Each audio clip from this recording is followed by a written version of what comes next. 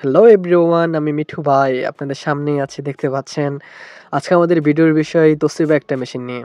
এই যে দেখতে পাচ্ছেন আমার হাতেই তোশিবা একটা রিকন্ডিশন মেশিনের কিবোর্ড। মেশিনটি হচ্ছে তোশিবা 2303A। তো আমি এই কিবোর্ডটা রিকন্ডিশন এটা মার্কেট থেকে নিয়েছি। তো দেখতে পাচ্ছেন একবারে প্যাকিং করা, কিন্তু ওগুলা রিকন্ডিশন বলতে পুরাতন আর কি, ওগুলা কাজ করে এরপরে বিক্রি করে পুনরায়। যাই হোক, মেশিনটার কোয়ালিটি ফ্রেশ মনে হচ্ছে, অনেকটা ভালোই লাগতেছে দেখে, অনেকটা ফ্রেশ কন্ডিশন মনে হচ্ছে, যে ভালো লাগতেছে।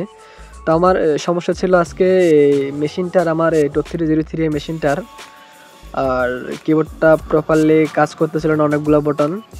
তো আমি এটা দেখিয়ে দিচ্ছি, দেখাচ্ছি। মেশিনটা অন করতেছি। প্রথমে মেশিনটা অন করে আমি দেখবো যে আমার কী কী বটনগুলো কাজ করে না। এক কথায় বলতে গেলে কাজের অনেকটা অসুবিধা হয়ে পড়ে, যেগুলা যে আপনার কাজের সময় দেখা গেছে left right zoom in zoom out বটনগুলো কাজ করে না। যে দেখতে পাচ্ছেন আপ ডাউন দুটো কাজ করলেও আমার লেফটেরটা প্রপার কাজ করতেছে না, যেটা দিয়ে জুম বাড়াতে হয় কিংবা জুম কমাতে হয়। বাড়ানো কমানো দুটো থেকে একটাও কাজ করতেছিল না। পরে 5 কাজ করতেছিল না, অনেকগুলো সংখ্যা কাজ করতেছিল না। এরপরে ক্যান্সেল বাটনগুলো কাজ করতেছিল না, বাইপাস করলে আমি ওকে করতে পারতাম না।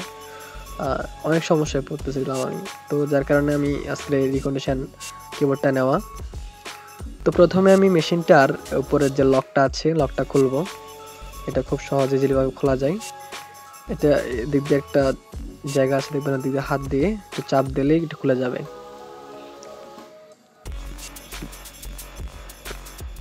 তো আমি এটা খুললাম। খোলার পরে দেখতে পাচ্ছি ভিতরে একটা মনে হয় কি যেন পড়ছে, আচ্ছা এটা বাইরে দিয়ে ফেলে দিলাম। এরপরে আমি স্ক্রু ড্রাইভার দিয়ে এটা স্ক্রু যেটা আছে আমি দুটাই খুলবো। তো আমার এখানে একটা আছে, আরেকটা মনে কখন খুলছিলাম যে ভুলে লাগানো হয় নাই, তো সেটা খোলা লাগতেছিল না। আপনি দুইটাই খুলে নেবেন। খোলার পরে মেশিনে অফ করে নিচ্ছি, অফ করে নিয়ে এরপরে খুলে ভালো হবে। এরপরে এটাকে লকগুলোকে সুন্দর করে টান দিয়ে আস্তে করে খুলবেন, আস্তে আস্তে খুলবেন। খোলার পরে পিছনে কিন্তু র্যাবন আছে, খুব সূক্ষ্মভাবে খুলতে হবে, জোরে টান দেওয়া যাবে না আবার। এই যে দেখতে পাচ্ছেন র্যাবনটা লাগানো আছে কিবোর্ডের সাথে, তো এটা প্রপারলি খুলবেন আস্তে আস্তে করে। খুলে গেছে সহজে। যাই হোক, এটা আমি এক পাশে রেখে দিচ্ছি। এরপরে আমার যে রিকন্ডিশন কিবোর্ডটা, এই যে এটা এটা লাগাবো এখন। এটা মোটামুটি আমার কাছে অনেকটা ভালো লাগতেছে, মনে হয় যেন ভালোই টেকসই হবে। দেখি লাগিয়ে এটা আমি এখন লাগাবো। ঠিক যেভাবে খুলছে ভাবে, যে খুব ইজিলি পাবে। জাস্ট আমি রেবনটা এখানে ইন করব। মোটামুটি লাগানো হয়ে গেছে আমার, ভালোভাবে লাগাবেন আপনিও। লাগানোর পরে আপনি ঠিকঠাক মতো বসাবেন, ঠিক মতো বসছে কিনা দেখবেন একটু। এরপরে আমি ফিটিংস করার আগে একটু চালু করে দেখি বটনগুলো ঠিক মতো প্রপারলি কাজ করে কিনা। যাই হোক, খুব সুন্দরভাবে দেখতে পাচ্ছি যে আমার স্ক্রিনে লাইট জ্বলে আসছে এবং কিবোর্ডগুলোও খুব স্মুথলি কাজ করতেছে। ওয়াও, দারুণ, ভালো লাগছিল আমার কাছে। খুব স্মুথলি কাজ করা যাচ্ছে। বাটনগুলো উপরে আপ ডাউন লেফট রাইট সংখ্যা সবগুলো এভরিথিং চেক করে দেখলাম। এই যে জুমটা বাড়াচ্ছি, জুমটা কমাচ্ছি, সবগুলো এক কথায় বলতে গেলে ভালোভাবে কাজ করতেছে। মনে হয় যেন নতুন একটা মেশিনের কিবোর্ড যেভাবে কাজ করে ওইভাবে কাজ করতেছিল। যাই হোক, ভালো লাগতেছে আমার কাছে। এবার আমি একটু সংখ্যাগুলো চেক করে দেখব।